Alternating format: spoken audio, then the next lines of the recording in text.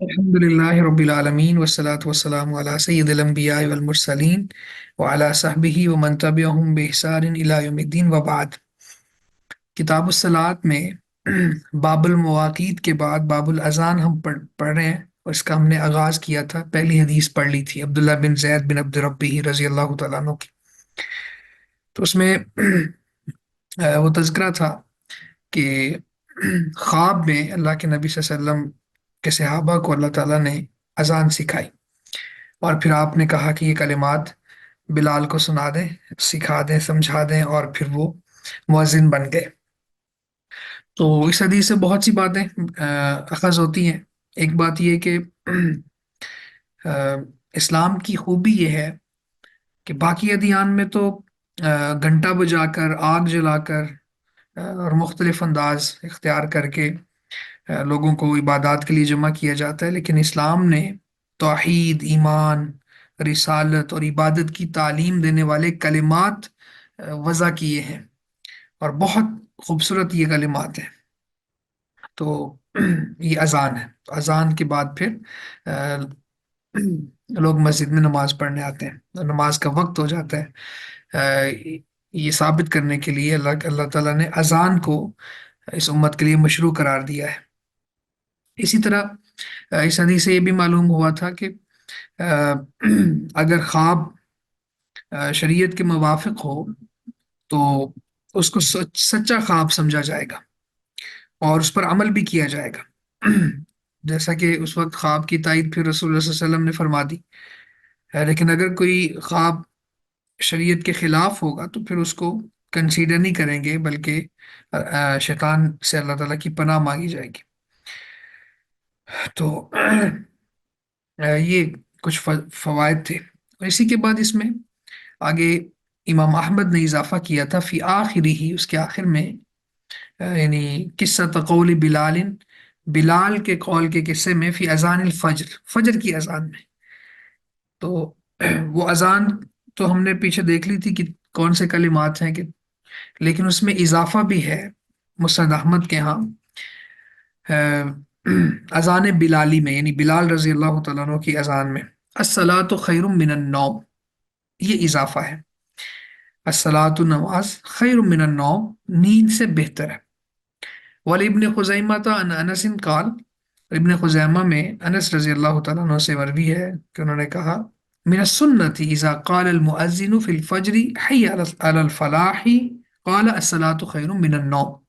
मिन सुन्नति, सुन्नत से है, यानी ये बात मशरू है।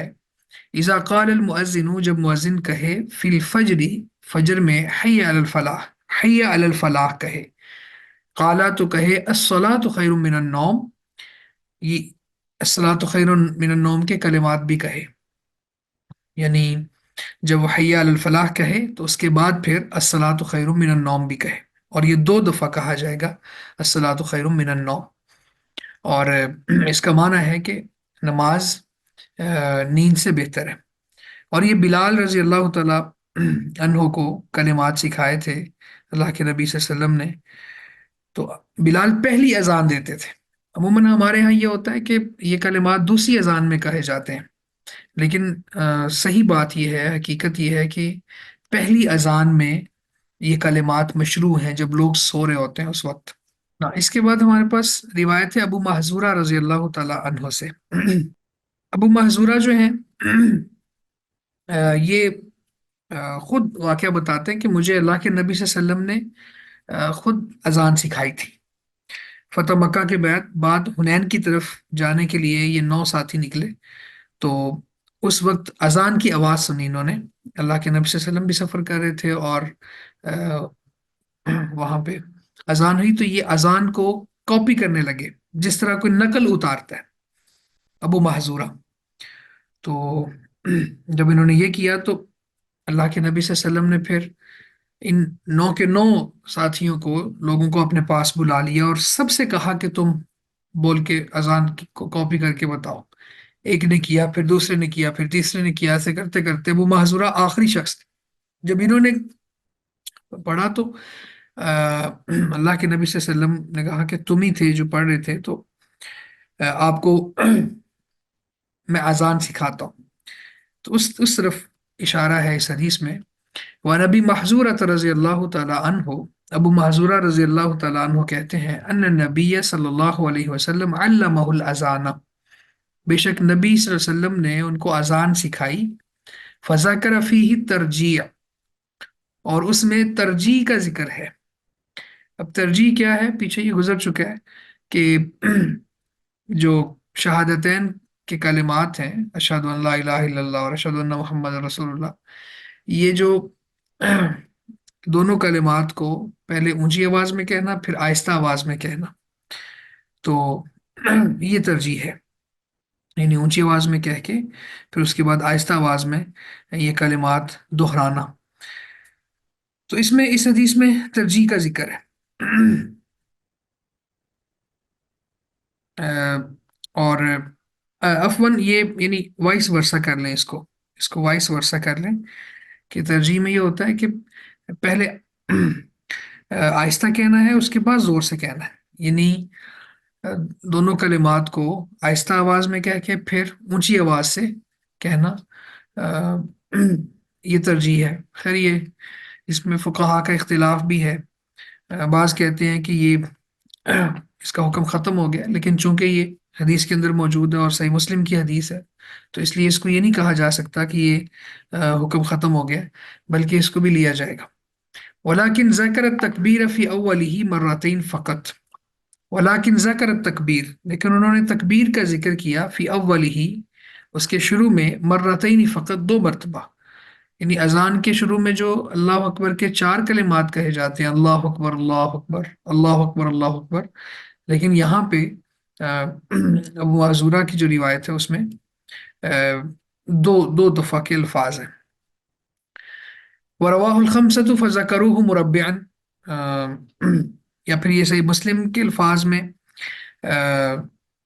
یہ دو دفعہ ہے، لیکن الخمسہ پانچوں نے، یعنی حدیث کی جو پانچ کتابیں ہیں اور یہ خاص ایک ٹرم ہے، ان سب نے اس کو مربعن، مربعن کا معنی کیا ہے؟ چار مرتبہ، یعنی اللہ اکبر اللہ اکبر اللہ اکبر اللہ اکبر اس انداز میں بیان کیا ہے. اب یہ حدیث ہمارے پاس، تو یہاں پہ یہ بات باقی روایات کے اندر اضافہ موجود ہے کہ چار مرتبہ، تو پھر پہلے کلمات دو مرتبہ نہیں ہوں گے بلکہ چار مرتبہ ہی لیے جائیں گے. تو اس طرح اگر ہم دیکھیں تو تکبیرات کے چار کلمات، شہادتین کے چار کلمات، اسی طرح حی علی التین یعنی حی علی الصلاح اور حی علی الفلاح کے چار کلمات، پھر تکبیر دو بار، پھر تحلیل ایک بار. تو یہ ہے مکمل اذان. شروع میں چار مرتبہ تکبیرات، پھر چار مرتبہ ہی شہادتین، اور چار مرتبہ ہی حی علی التین یعنی حی علی الصلاح حی علی الفلاح، یہ چار مرتبہ، اور پھر اس کے بعد تکبیر دو مرتبہ اللہ اکبر اور ایک دفعہ لا الہ الا اللہ. تو جو اذان فجر ہے اس کے اندر پھر یعنی حی علی التین کے بعد حی علی الصلاح حی علی الفلاح کے بعد ایک کلمہ جو ہے وہ دو مرتبہ اس کو زائد کہا جائے گا، قد یعنی الصلاۃ خیر من النوم کو، الصلاۃ خیر من النوم، الصلاۃ خیر من النوم. اور اسی طرح تکبیر کی جب بات کریں گے اقامت کی، تو اقامت میں حی علی التین کے بعد دو مرتبہ قد قامت الصلاۃ کا اضافہ ہوگا. تو یہ ہے وہ کلمات جو باقی ساری روایات کو ہم جمع کریں تو ہمیں ملتے ہیں. تو یہاں پہ جو تکبیر دو مرتبہ ہے شروع میں، تو اس کے اوپر اضافہ ہے باقی روایات میں چار مرتبہ کا، تو یہ اضافہ پھر لیا جاتا ہے. صحیح سند کے ساتھ باقی روایات میں اگر کوئی اضافہ ملتا ہو تو پھر اس اضافے کو شامل کیا جاتا ہے حدیث کے اندر. تو اس کا خلاصہ پھر یہ ہوا. اگلی حدیث انس رضی اللہ تعالیٰ عنہ سے ہے. قال کہتے ہیں امر بلال ان یشفع الاذان ویوتر الاقامہ الا الاقامۃ یعنی الا قولہ قد قامت الصلاۃ. انس رضی اللہ تعالیٰ عنہ کہتے ہیں کہ بلال رضی اللہ تعالیٰ عنہ کو حکم دیا گیا ان یشفع الاذان، یہ کہ وہ اذان کے کلمات دو دو مرتبہ کہے، ڈبل. اور ویوتر الاقامہ، اور اقامت کے یعنی تکبیر جس کو ہم کہتے ہیں، ویسے تو تکبیر عام معنوں میں تو ٹھیک نہیں ہے، تکبیر تحریمہ تو وہ ہوتی ہے جس سے نماز کڑی ہوتی ہے، لیکن ہم تکبیر اولا سے پہلے جو اقامت ہے اس کے اوپر بھی تکبیر کا لفظ بعض اوقات بول دیتے ہیں، تو یہ بات ٹھیک نہیں ہے، اس کو اقامت کہا جاتا ہے، یعنی نماز کے لیے جو اذان کے گہرے الفاظ کہہ کر اور قد قامت الصلاۃ کو دو دفعہ کہہ کر جو الفاظ مشروع ہیں یہ اقامت ہے۔ تو اقامت یوتر الاقامہ و یوتر الاقامہ، اقامت کو اکہرا، وطر سے نا، وطر ایک کو کہا جاتا ہے، الا الاقامت، سوائے اقامت کے الفاظ کے، یعنی اللہ قولہ قد قامت الصلاۃ، قد قامت الصلاۃ کا جو قول ہے اس کو دو مرتبہ کہنا ہے، باقی سب ایک ایک مرتبہ کہنا ہے، اللہ اکبر، اشہد ان لا الہ الا اللہ، اشہد ان محمد رسول اللہ، حی علی الصلاۃ، حی علی الفلاح، قد قامت الصلاۃ، قد قامت الصلاۃ، اللہ اکبر، لا الہ الا اللہ۔ تو اقامت میں باقی سارے کلمات جو ہیں وہ ایک ایک مرتبہ ہیں، لیکن قد قامت الصلاۃ یقیناً نماز قائم ہو گئی، یہ دو مرتبہ ہے۔ متفق علیہ ولم یذکر مسلم الاستثناء، آ، بخاری مسلم کی روایت ہے، اور مسلم نے یہ استثناء ذکر نہیں کیا،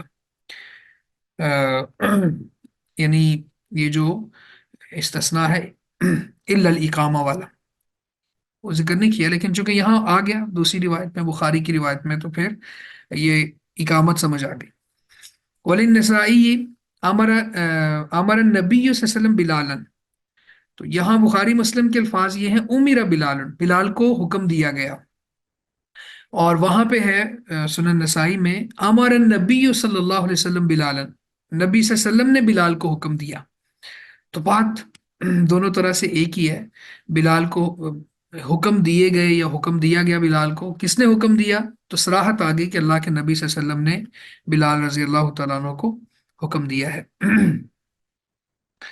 اب اس حدیث میں بہت سی باتیں سمجھ آتی ہیں۔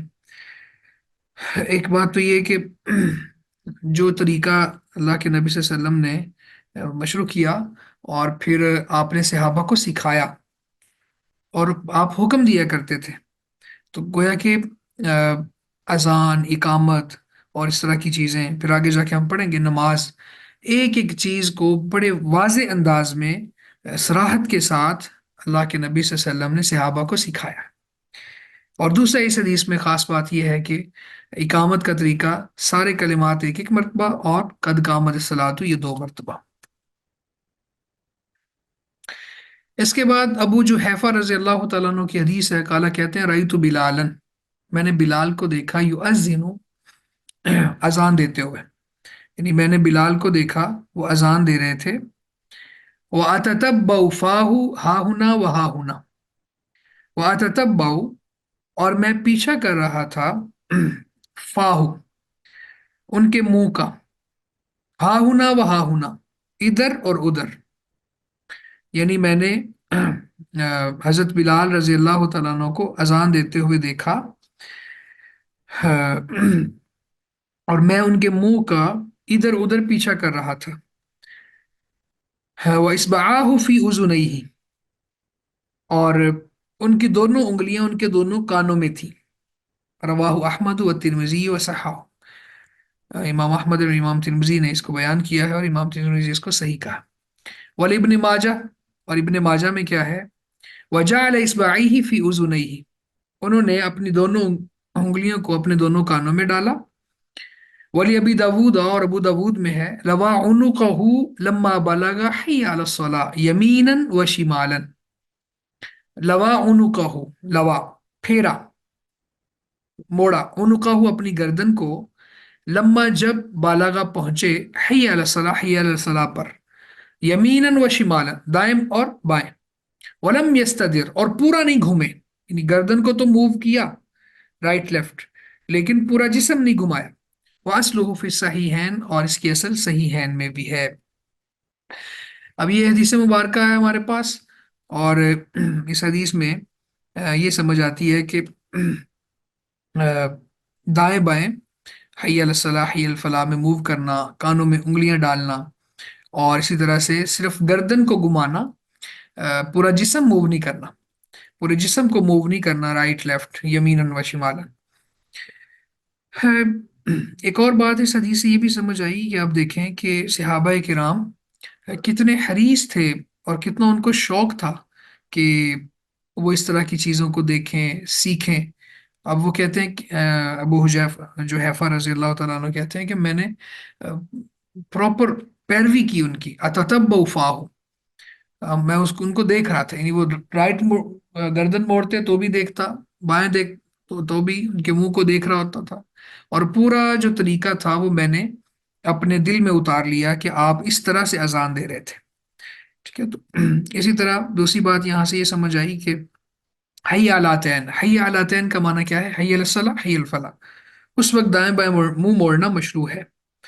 اور اسی طرح یہ بات بھی مشروع ہے کہ اذان دیتے ہوئے دونوں ہاتھوں کی جو انگلیاں ہیں، شہادت کی انگلیاں، ان کو کانوں میں ڈال لیا جائے.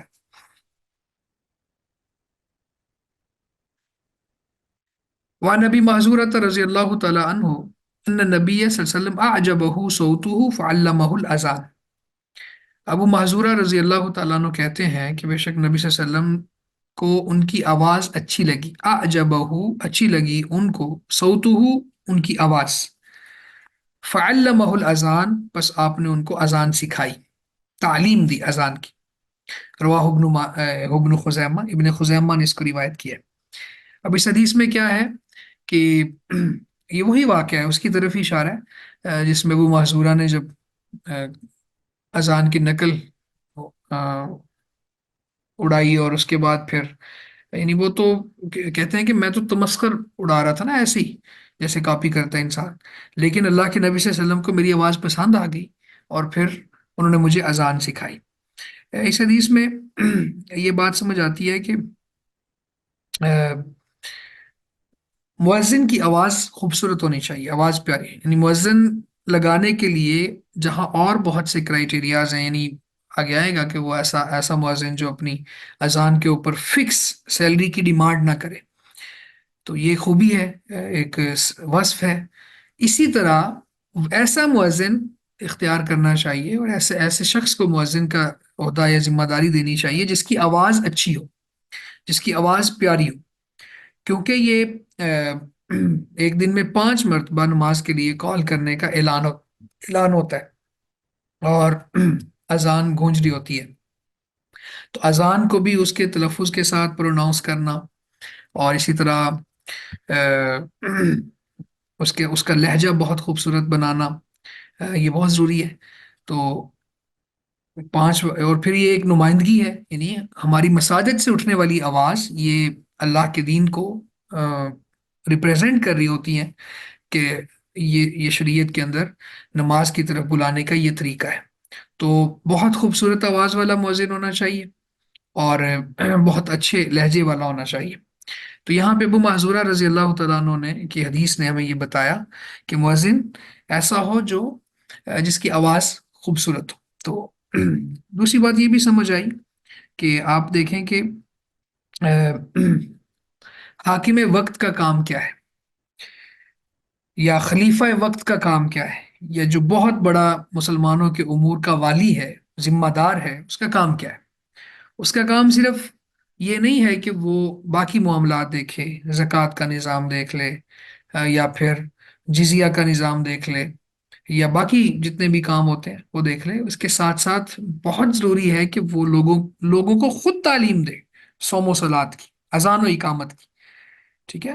آپ دیکھیں کہ اللہ کے نبی سے اب کوئی شخص اگر یہ کہے بھی اب میں کسی کو اذان سکھانا شروع کر دوں، میرے تو شان کے لائق نہیں ہے، میرے تو اور بہت سے کام ہیں، میں تو یہ کرتا ہوں، میں تو وہ کرتا ہوں، میں فلاں فلاں جگہ پہ پڑھاتا ہوں، میں تو امور خلافت اور امور ریاست دیکھتا ہوں، تو اس کو عذر کر لے، وہ بہانہ بنا لے، تو کہے کہ نہیں، تو یہ بات مناسب نہیں ہے. کیونکہ اللہ کے نبی صلی اللہ علیہ وسلم نے جن چیزوں کو براہ راست سکھایا اور ان پر براہ راست فوکس کیا، ان کی اہمیت باہر صورت بہت بڑی ہے، بہت بڑی ان کی اہمیت ہے. تو اذان کو حقیر نہیں سمجھنا چاہیے، مؤذن کی ویلیو کو کم نہیں سمجھنا چاہیے. یہ بات بھی ہمیں اس حدیث سے سمجھ آتی ہے. اور جیسے حضرت عمر رضی اللہ تعالیٰ عنہ وہ ان کے بارے میں آتا ہے کہ اپنے گورنروں کو لکھا کرتے تھے کہ کہا کہ ان اہم امورکم عندی الصلاۃ، کہ تمہارے سارے کام، گورنر اب لگایا گیا نا اسٹیٹ کو چلانے کے لیے، ریاست کو چلانے کے لیے، امور سلطنت دیکھنے کے لیے، لیکن عمر رضی اللہ تعالیٰ عنہ ان کو لکھ رہے ہیں کہ تمہارے سارے معاملات میں سب سے اہم امر، سب سے اہم کام میرے نزدیک نماز ہے۔ تو نماز، مسجد، اذان، اقامت، ٹھیک ہے، یہ چیزیں ایسی ہیں کہ جو بہت قابل قدر ہے۔ ہمارے ہاں اس کو نکما اور ہیچ معاذ اللہ سمجھا جاتا ہے ایسے لوگوں کو جو اس کام کے لیے لگے ہوئے ہیں۔ تو بہرحال یہ بات بھی ہمیں اس حدیث مبارکہ سے سمجھ آتی ہے۔ اس کے بعد جابر بن سمرہ رضی اللہ تعالیٰ عنہ کی روایت ہے، قال کہتے ہیں صلیت مع النبی صلی اللہ علیہ وسلم علی عیدین، میں نے نبی صلی اللہ علیہ وسلم کے ساتھ نماز عیدین پڑھی۔ عیدین یعنی عید الاضحیٰ اور عید الفطر، دونوں عید کی نمازیں پڑھی، من غیر مرۃ ولا مرتين، من غیر مرۃ ایک مرتبہ کے علاوہ، ولا مرتين اور نہ دو مرتبہ، یعنی کئی مرتبہ پڑھی، متعدد بار میں نے اللہ کے نبی صلی اللہ علیہ وسلم کے ساتھ عیدین کی نماز پڑھی، بغیر اذان ولا اقامت، اذان اور اقامت کے بغیر۔ رواہ مسلم ونحو فی المتفق علیہ عن ابن عباس وغیرہ۔ تو اس طرح کی اور بھی روایات موجود ہیں، اور یہ صحیحین کی روایت ہے۔ تو اس حدیث میں کیا مسئلہ ثابت ہوا؟ العیدین سے مراد عید الفطر اور عید الاضحیٰ ہے، اور اذان اور اقامت کے بغیر کا معنی کیا ہے کہ نہ عید کی نماز کے لیے اذان ہوتی ہے، نہ اقامت ہوتی ہے۔ تو یہ وہ نماز ہے جو یعنی ان نمازوں میں سے ہے، عیدین کی نماز کے، جن کے لیے اذان اور اقامت نہیں ہے۔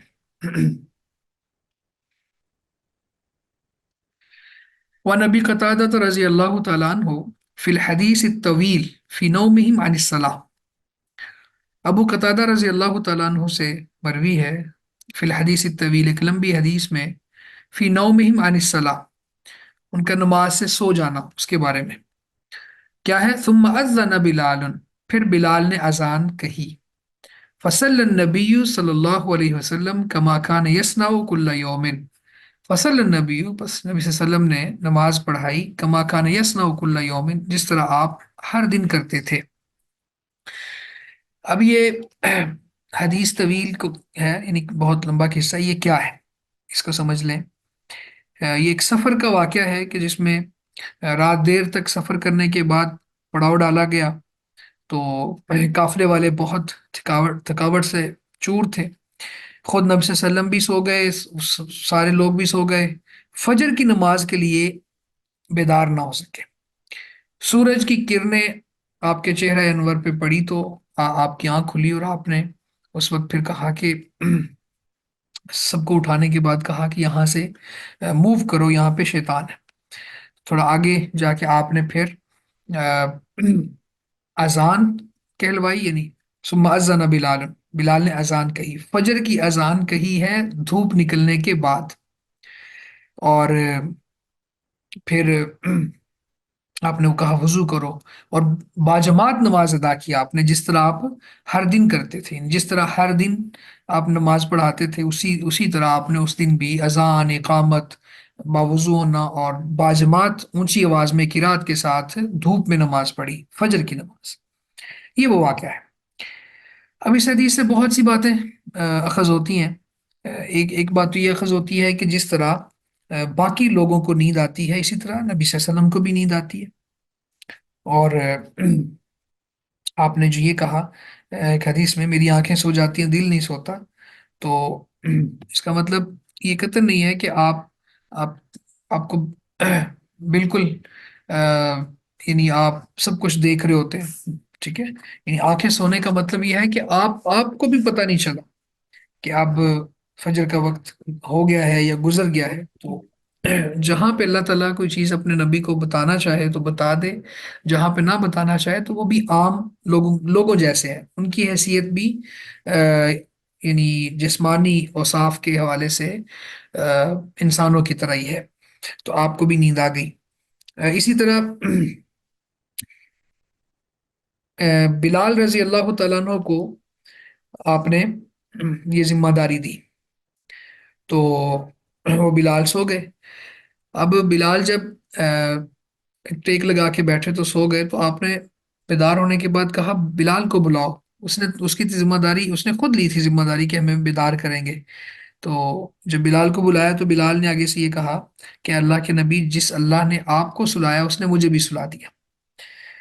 تو گویا ایسے معاملات جن کے اوپر انسانی اوصاف حائل ہو جاتے ہیں یا غالب آ جاتے ہیں، ابھی نیند میں انسان کو پتہ نہیں چلتا۔ تو یہ آخری پہر تھا، تھکاوٹ سے چور بھی تھے، تو اس وقت پھر ان کو نہیں پتہ چلا، تو بلال نے کہا کہ جس اللہ نے آپ کو سلایا اس نے مجھے بھی سلا دیا۔ تو یہ عذر آپ نے قبول کیا، یہاں پہ آپ نے بلال کو ڈانٹا نہیں ہے، اور یہ آپ کے حسن اخلاق کی دلیل بھی ہے، ٹھیک ہے۔ اسی طرح اس حدیث سے یہ بھی سمجھ آئی کہ جہاں پہ سب لوگ سوئے رہ جائیں اور فجر کے لیے بیدار نہ ہو سکیں تو فوراً وہاں سے کوچ کرنا چاہیے، جس طرح آپ نے یہاں اس حدیث میں کہا کہ آپ یہاں پہ شیطان آ چکا ہے، ہمیں موو کرنا ہوگا، تو آپ نے تھوڑا آگے جا کے پھر نماز پڑھی۔ اس سے ایک بات یہ بھی سمجھ آئی کہ بیدار ہونے تک تو انسان کے اوپر کوئی گناہ نہیں ہے نا، کیونکہ وہ سویا ہوا ہے، اور سوئے ہوئے سے حکم تکلیفی اٹھا لیا جاتا ہے جب تک وہ بیدار نہ ہو جائے۔ تو جیسے وہ بیدار ہوتا ہے تو وہ فوراً اس کو اس حکم پر عمل کرنا چاہیے، لیکن فجر کے لیے تھوڑا سا اتنا وقت ہے کہ وہ موو کر سکے، ٹھیک ہے نہیں، اس میں بالکل اسی وقت آپ نے نہیں فرمایا کہ وضو کرو اور ادھر ہی پڑھو، تھوڑی سی گنجائش دی، تو یہ گنجائش ہمیں لینی چاہیے۔ اسی طرح یہاں سے یہ سمجھ آئی کہ اگر کوئی شخص فجر کی نماز کے وقت نہیں بیدار ہوا تو پھر وہ یہ نہ کہے کہ اب میں نماز کا وقت چلا گیا، اب میں نماز پڑھوں گا تو قبول نہیں ہوگی، یہ نماز پڑھنے کی ضرورت نہیں ہے۔ تو ایسا وہ بالکل نہ کہے، ہرگز نہ کہے۔ یہ جب بیدار ہو اسی وقت نماز پڑھے، یعنی اس کے لیے کوئی عذر، شرعی عذر ہو پھر تو سبحان اللہ اس کی گنجائش ہے ہی ہے۔ یہ ایک واقعہ یہ بھی ملتا ہے کہ روزانہ بھی اگر کوئی ایسا معمول بنا لیتا ہے اور واقعتاً اس کی آنکھ نہیں کھلتی اور وہ بیدار نہیں ہوتا، تو اس کی بھی گنجائش ہے، لیکن اس میں عذر شرعی ہونا چاہیے۔ لیکن یہ سمجھنا کہ میں اب سورج نکلنے کے بعد بیدار ہوا ہوں تو نماز ہی نہ پڑھوں اور مستقل بنیادوں پہ نماز چھوڑ دوں، یہ ٹھیک نہیں ہے۔ تو یہ بات بھی اس حدیث سے سمجھ آتی ہے۔ اور اگلی بات یہ سمجھ آئی کہ جب ایسا کوئی شرعی عذر ہو، نیند وغیرہ کا معاملہ ہو، تو پھر فردن فردن نہیں پڑھنی چاہیے، اجتماعیت اختیار کرنی چاہیے۔ اور یہاں پہ چونکہ باقی صحابہ بھی موجود تھے تو آپ نے اگر کسی ایک کی رہ جاتی تو وہ اور بات تھی، سب کی رہ گئی تھی اور پھر سب نے ہی باجماعت نماز ادا کی ہے۔ اچھا، اسی طرح ایک اور بات سمجھ آئی کہ جہری نماز کی قضا بھی جب کسی اور وقت میں دی جائے گی تو جہر کے ساتھ ہی دی جائے گی، یعنی اس میں قرات کی جائے گی جیسے قرات کی جاتی ہے۔ اب فجر کی نماز میں قرات کی جاتی ہے، ظہر اثر میں نہیں کی جاتی، اونچی آواز میں نہیں کی جاتی جہری قرات۔ تو لیکن جب وہ رہ گئی تھی تو جب وہ پڑھی، اگرچہ وہ دن کا وقت تھا لیکن اس کو ایسے ہی پڑھا جیسے وہ اندھیرے میں پڑھی جاتی تھی، تو یہ بات بھی یہاں سے ثابت ہوئی۔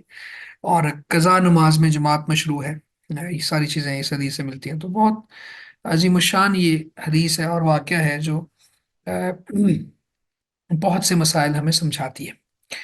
وَلَهُ عَنْ جابر رضی اللہ عنہ ان النبی صلی اللہ علیہ وسلم اتى المزدلفہ، وَلَهُ یعنی مسلم میں ہی ہے جابر رضی اللہ تعالیٰ عنہ سے کہ نبی صلی اللہ علیہ وسلم مزدلفہ آئے، فصلى بها المغرب والعشاء بأذان واحد وإقامتين، تو آپ نے مغرب اور عشاء کو ایک اذان اور دو اقامتوں کے ساتھ ادا فرمایا۔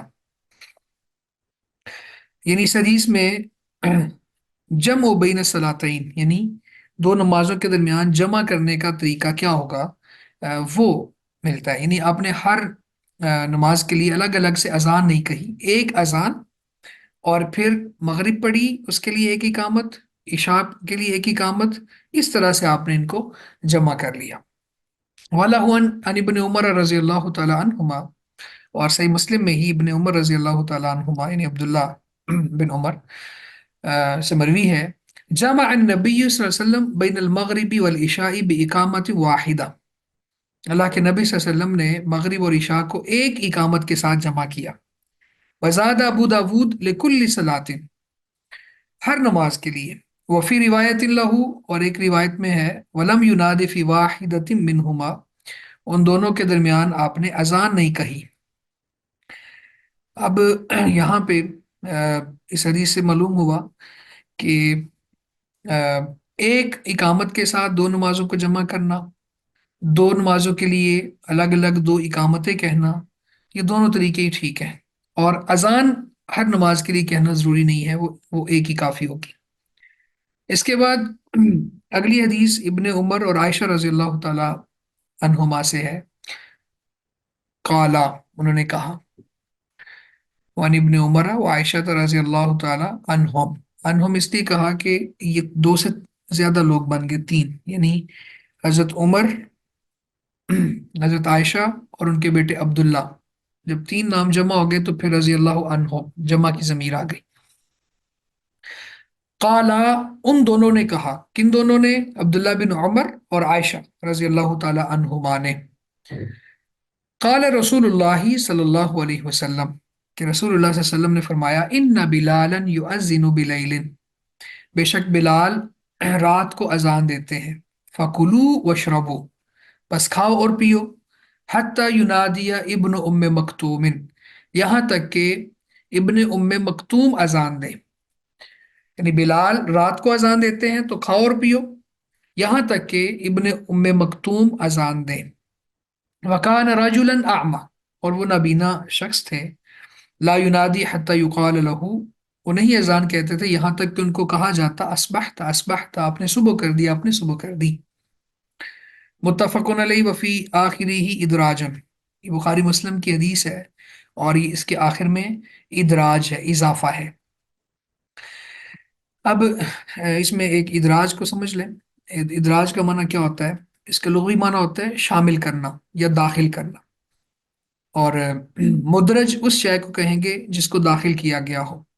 تو حدیث کی اصطلاح میں حدیث کے علاوہ کسی چیز کو اس میں داخل کر دینے کو ادراج کہتے ہیں، اور اس کی بھی دو قسمیں ہوتی ہیں، مدرج الاسناد اور مدرج المتن، متن میں اضافہ ہوا ہے یا سند میں اضافہ ہوا ہے، تو یہاں متن میں اضافہ ہوا ہے۔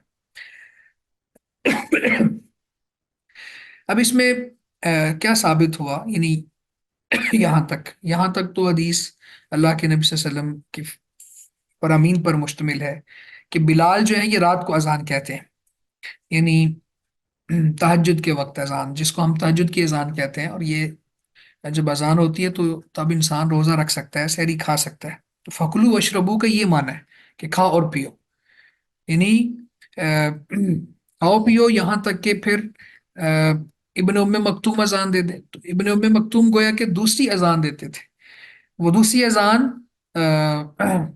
فجر صادق کے وقت ہوتی تھی، ہم نے فجر کاذب اور فجر صادق کو یہاں ڈیفرینشیٹ بھی کیا تھا، تو فجر صادق کے وقت ہوتی تھی، اور اس وقت پھر کھانا پینا ممنوع ہو جاتا ہے، یعنی اس اذان سے پھر لوگ روزہ جو رکھنا چاہتے ہیں یا سحری کھانا چاہتے ہیں وہ پھر سحری کھانے سے رک جاتے ہیں۔ تو یہ بات بھی یہاں سے ثابت ہوئی، اور ایک بات بہت اہم، وہ یہ کہ نابینا شخص کو مؤذن بنایا جا سکتا ہے، نابینا شخص کو مؤذن لگایا جا سکتا ہے، یہ نہیں ہے اب یہ ایک جسمانی عیب ہے، اس عیب کو وجہ بنا کر اس طرح کے کاموں سے اس کو پیچھے نہیں کیا جا سکتا۔ آپ دیکھیں کہ سعودی عرب میں شیخ عبدالعزیز بن عبداللہ بن باز رحمہ اللہ، یہ نابینا شخص تھے جو مفتی اعظم سعودی عرب تھے، اور سبحان اللہ دعوت و ارشاد کا پوری دنیا میں انہوں نے ایک نیٹ ورک لانچ کیا ہوا تھا، پھر طلاب کی بہت زیادہ دعوت کرنا، پھر اللہ تعالیٰ نے ان کو اتنا علم و فہم عطا کیا تھا کہ سبحان اللہ آج بھی علامتین ابن باز اور شیخ البانی رحمہ اللہ ان کے چرچے ہیں، اب اس دنیا میں تو نہیں رہے دونوں، لیکن اب تک ان کی تعلیمات، ان کے فتاوی، ان کی تحقیقات کو پڑھا جا رہا ہے، شائع کیا جا رہا ہے، ان سے مدد لی جا رہی ہے۔ تو नाबीना शख्स को इस जिस्मानी ऐब की वजह से पीछे नहीं किया जाएगा। अब देखें, अ, यही सहाबी थे जब अल्लाह के नबी सल्लल्लाहु अलैहि वसल्लम कुफार में से बाज के साथ मीटिंग कर रहे थे, तो आपको हिरस होती थी कि इसको मैं समझाऊं ताकि ये दीन की तरफ आ जाए।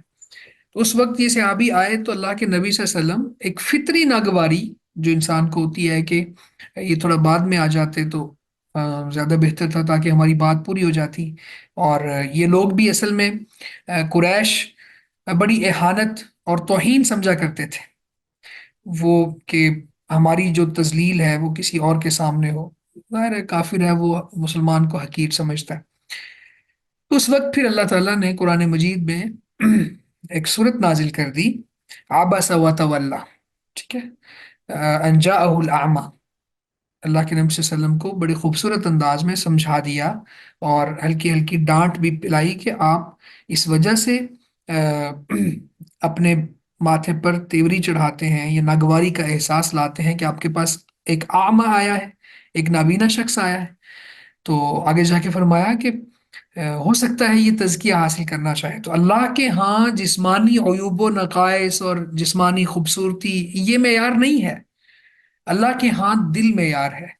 तो इस अलामा शख्स का, यानी एक नबीना शख्स का, जो आपका पैरोकार है, आपका सहाबी है, आपका उम्मती है, दिल इतना पाकीज़ा है लेकिन वो काफिर, भले उसके पास जिस्मानी कोई ऐब नहीं है, कोई नुक्स नहीं है, और इसी तरह बहुत ज्यादा मालूम आता है, लेकिन अल्लाह के यहाँ उसकी कोई वैल्यू नहीं है क्योंकि वो तज़किया नहीं करना चाहता। ठीक है, तो ये सूरह अबस को पढ़ना चाहिए, बहुत खूबसूरत उसके वाकयात हैं। तो यहाँ पे इस हदीस में हमें ये समझ आई कि नाबीना शख्स को इमाम, मुअज्जिन, या कोई और ओहदा, ऐसा ओहदा कि जो एक वकार के लायक है, उस पर फायज किया जा सकता है। तो आप देखें कि अब्दुल्ला इब्न उम्मे मकतूम को जिम्मेदारी दी हुई थी दूसरी अजान कहने की, तो वो अजान कहते तो लोग खाने पीने से रुक जाते।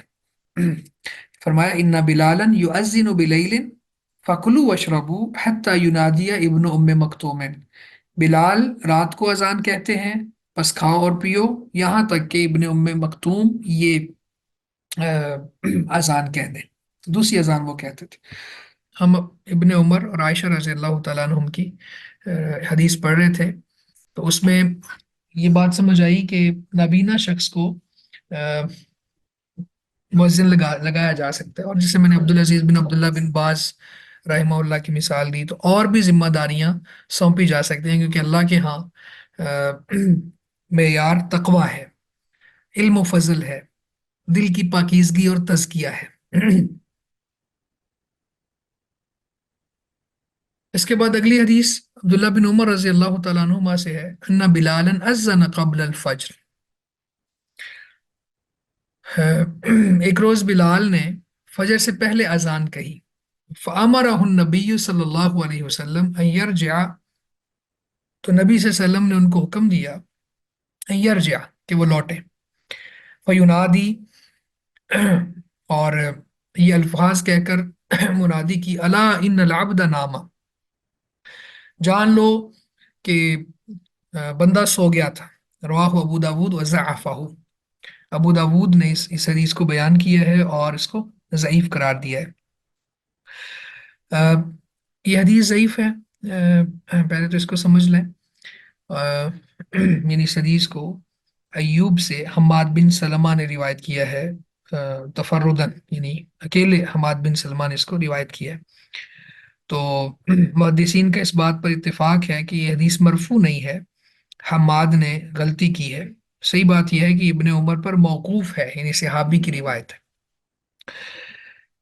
तो हदीस का मफहूम जो है वो ठीक है, यानी मफहूम इसका बिल्कुल ठीक है।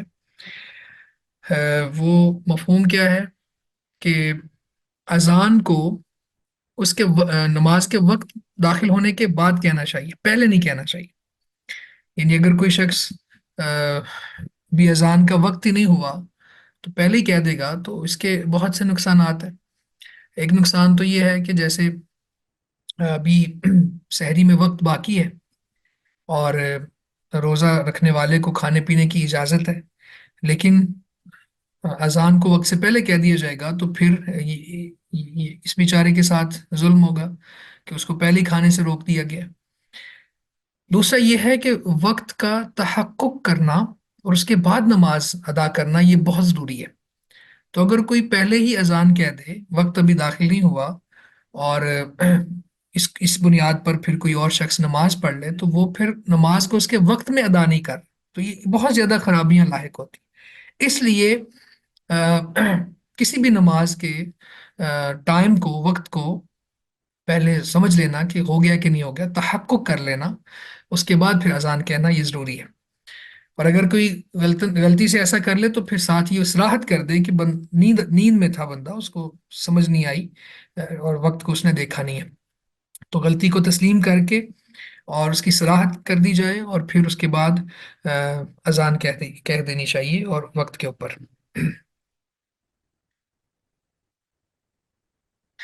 اس کے بعد ابو سعید خدری رضی اللہ تعالیٰ عنہ کی حدیث ہے، قال قال رسول اللہ صلی اللہ علیہ وسلم، کہتے ہیں کہ رسول اللہ صلی اللہ علیہ وسلم نے فرمایا، اذا سمعتم النداء فقولوا مثل ما يقول المؤذن۔ اذا سمعتم النداء، جب تم اذان سنو، فقولو، تو کہو، مثل ما یقول المؤذن، جس طرح مؤذن کہتا ہے، یعنی جیسے مؤذن کہہ رہا ہے اسی طرح تم کہو۔ متفقون علیہ، بخاری مسلم کی حدیث ہے۔ وللبخاری عن معاویہ رضی اللہ تعالی عنہ مثلہ، اور بخاری میں معاویہ رضی اللہ تعالی عنہ سے بھی اسی طرح ثابت ہے۔ ولمسلم، اور مسلم میں ان عمر رضی اللہ تعالی عنہ، عمر رضی اللہ تعالی عنہ سے، فی فضل القول کما یقول المؤذن کلمتن کلمتن، اس کی فضیلت کے بارے میں ہے کہ مؤذن کے بعد ایک ایک کلمہ کہنا ہے، سوال حی علی تین، حی علی تین کے سوا، یعنی حی علی الصلاح، حی علی الفلاح، ان دو کلمات کے علاوہ باقی سب کلمات کو جیسے مؤذن کہتا ہے ویسے کہنا ہے۔ فیقول، پس وہ کہے گا، لا حول ولا قوت الا باللہ، ان دو کلمات کی جگہ پہ لا حول ولا قوت الا باللہ کہے گا۔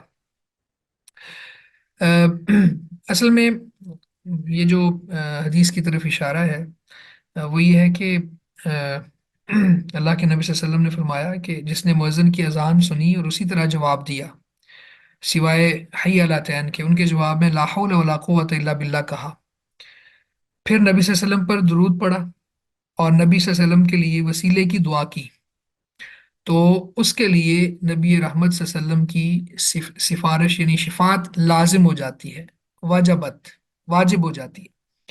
تو یہ فضیلت کی حدیث ہے، تو اس کے اندر اذان کا جواب دینے کا پورا طریقہ موجود ہے۔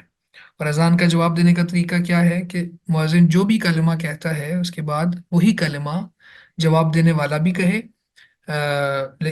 اسی طرح کہے، لیکن حی علی الصلاح پر لا حول ولا قوت الا باللہ، اور حی علی الفلاح پر لا حول ولا قوت الا باللہ یہ کہے۔ اب اس حدیث سے بہت سی باتیں سمجھ آتی ہیں اگر ہم اس پوری حدیث کو بھی شامل کر لیں کہ اللہ کے نبی صلی اللہ علیہ وسلم شفاعت فرمائیں گے، اور وہ شفاعت ہر امتی کو نہیں پہنچے گی، اس امتی کو پہنچے گی جس نے وہ خاص ایک جو کرائٹیریا ڈیفائن کیا ہے شریعت نے، یا وہ اوصاف بتائے ہیں جن کو اختیار کرنے پر اس کو سفارش پہنچے گی یا شفاعت کا وہ حقدار ٹھہرے گا۔ تو تو اس میں مطلقاً نہیں ہے، صرف آپ کا امتی ہونا کافی نہیں ہے۔ ایک بے عمل بد عقیدہ شخص صرف خالی نعروں سے، دعووں سے اس امت میں شامل ہو کے وہ یہ شفاعت نہیں حاصل کر سکتا، اس حدیث سے یہ بھی ثابت ہوتا ہے۔ اور دوسرا یہ ہے کہ کتنا کتنا بڑا فضل ہے، یہ کتنی بڑی فضیلت کی بات ہے، اور ہمارے پاس یہ مواقع ہوتے ہیں ایک دن میں کئی بار، 5 مرتبہ کم و بیش، تو انسان بعض اوقات انسان نہیں سن رہا ہوتا اذان، لیکن زیادہ تر تو وہ سنتا ہے، تو پھر وہ اذان سننے کے بعد اس کا جواب دے، اور ذہن میں یہ رکھے کہ اگر میں ایسا کروں گا تو نبی صلی اللہ علیہ وسلم نے یہ بات ارشاد فرمائی ہے کہ اس کے لیے میری شفاعت لازم ہو جاتی ہے۔ تو اس طرح کے مواقع کو، اس طرح کی اپرچونٹیز کو اویل کرنا چاہیے، کیونکہ انسان محتاج ہے اللہ کی رحمت کا، اور اللہ کی رحمت تبھی ملتی ہے جب اس کو حاصل کرنے کے طریقے اختیار کیے جائیں۔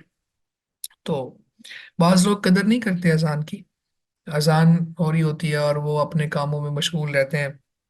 ایون بعض یعنی واقعات ایسے بھی ہیں جو خود ہمارے ساتھ پیش آئے، بعض لوگوں کو جب یہ کہا گیا کہ آپ یہ میوزک بند کر دیں، موسیقی نہ سنیں، گانے نہ لگائیں، اذان ہو رہی ہے، تو آگے سے جواب یہ تھا معاذ اللہ کہ اذان تو دن میں 5 بار ہوتی ہے، یہ میوزک تو ابھی پلے کیا ہے میں نے۔ تو مسلمان کو اذان کی عظمت کا ادراک نہیں ہے، اندازہ نہیں ہے۔ تو اس طرح کی احادیث لوگوں تک پہنچانا، لوگوں کو سکھانا، ان کو سمجھانا، اب ماشاءاللہ آپ آگے بھی پڑھیں گے تو اب تک جو احادیث پڑھی ہیں یہ بھی لوگوں تک پہنچانی چاہیے، تاکہ لوگوں کو ان چیزوں کا ادراک ہو اور وہ شریعت کو فرسٹ پریورٹی میں رکھیں، ان چیزوں کو حقیر نہ سمجھیں، وزن کی قدر و قیمت کو جانیں، نماز پڑھانے والے کی منزلت کیا ہے، مسجد کے ساتھ جس کا تعلق ہے تو وہ کتنا عظیم شخص ہے اللہ کے ہاں۔ یہ ساری چیزیں یہ ہم نے، آپ علماء نے لوگوں کو بتانی ہے انشاءاللہ۔ آخری حدیث پڑھ لیتے ہیں پھر آپ کے سوالات لے لیتے ہیں۔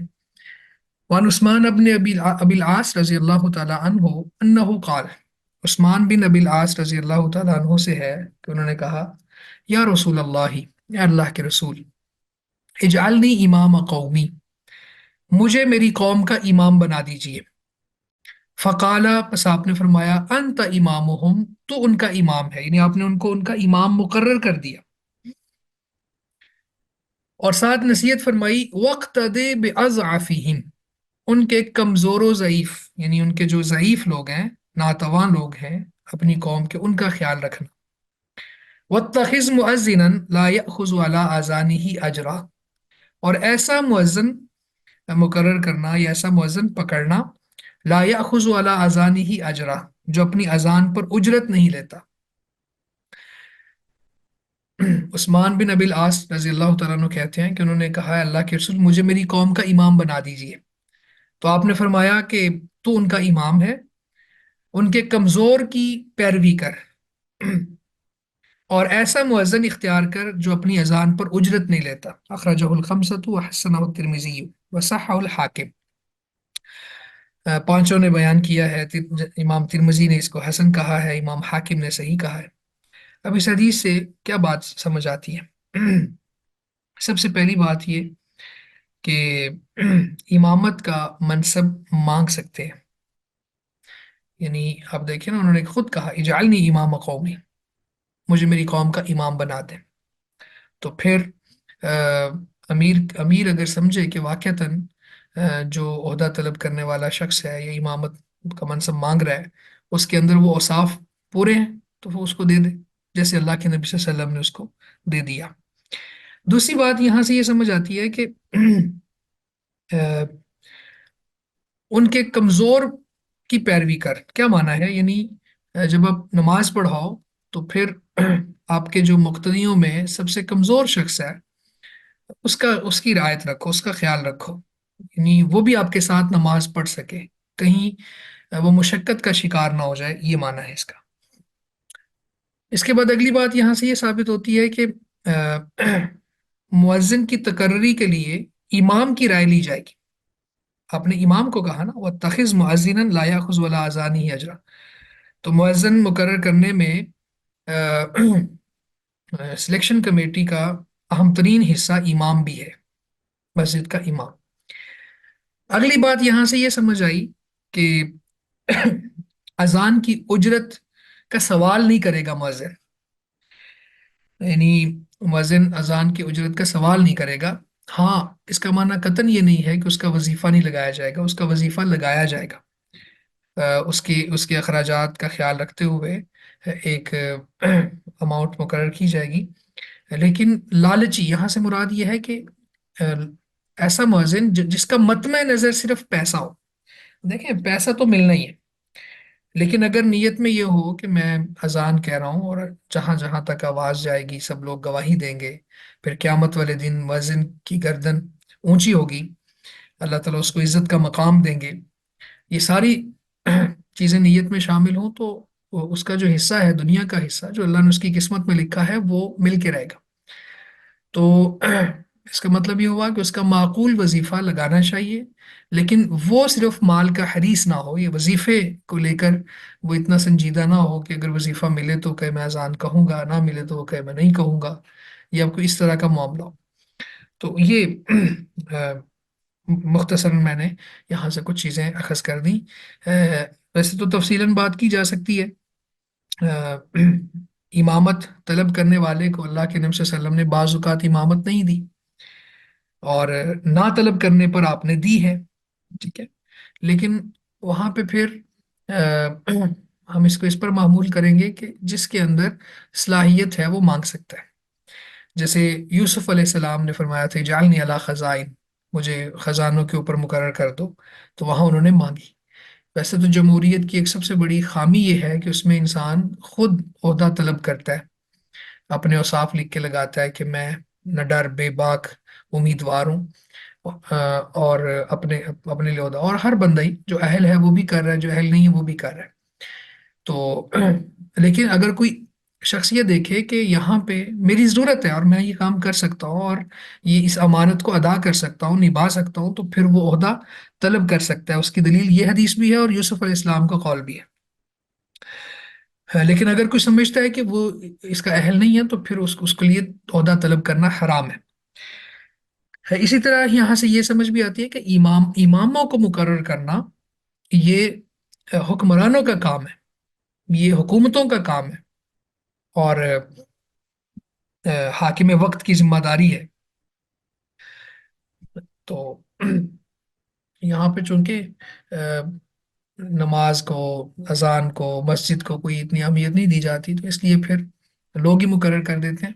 لیکن صحیح آئیڈیل سچویشن یہ ہے کہ اسلامی حکومت کی ذمہ داری ہے کہ وہ آئمہ کو مقرر کرے، اور پھر امام کی ذمہ داری ہے کہ وہ مؤذن کے لیے رائے دے، ٹھیک ہے۔ تو یہ بھی بات بڑی اہم ہے۔ ہماری یہاں مساجد کے نظام میں جب ہم دیکھتے ہیں تو ایسا ممکن نہیں ہے، نہ امام سے کوئی رائے لی جاتی ہے، نہ ہی مؤذن کو دیکھا جاتا ہے کہ حدیث کے اندر جو کرائٹیریا ہے اس پر پورا اترتا ہے کہ نہیں اترتا۔ بس مسجد کی کمیٹیاں جو بنی ہوئی ہیں وہ اپنے طور پہ ہی فیصلہ کر دیتی ہیں، تو مؤذن خوش الحان بھی نہیں ہوتا، اور صحیح طرح سے اذان کے الفاظ کو پروناؤنس بھی نہیں کر پاتا، لیکن چونکہ اب کمیٹی کا فیصلہ ہے تو وہ کریں گے، تو امام بیچارے کی کوئی حیثیت ہی نہیں ہوتی۔ تو بہرحال یہ بہت سی باتیں یہاں سے سمجھ آتی ہیں۔ یہاں تک ہم ختم کرتے ہیں۔ اللہ تعالیٰ ہمارا پڑھنا پڑھانا قبول فرمائے، جو کوئی کمی کوتاہی ہوئی اللہ معاف فرمائے۔ ٹھیک ہے، بارک اللہ بکم، دعا میں یاد رکھیں۔ السلام علیکم ورحمۃ اللہ وبرکاتہ۔